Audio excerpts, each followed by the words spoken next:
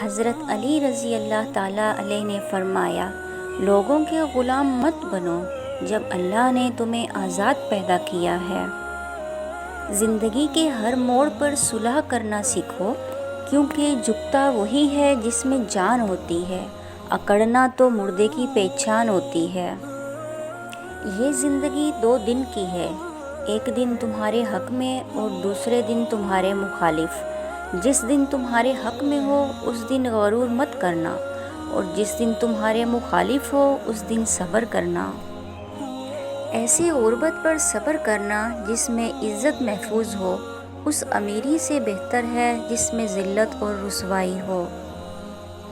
جو اللہ کے سوا کسی دوسرے سے نفع پہنچنے کی امید رکھتا ہے، اس کی امیدیں جھوٹی ثابت ہوتی ہیں۔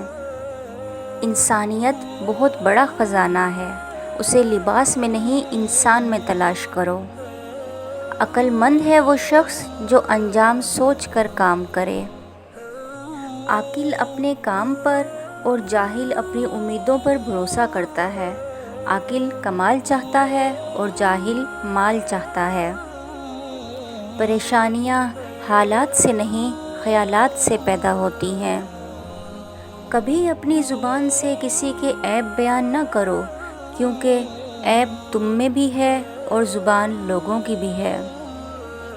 تم گلاب کا پھول بن جاؤ، کیونکہ یہ پھول اس کے ہاتھوں میں خوشبو چھوڑ جاتا ہے جو اسے مسل کے پھینک دیتا ہے۔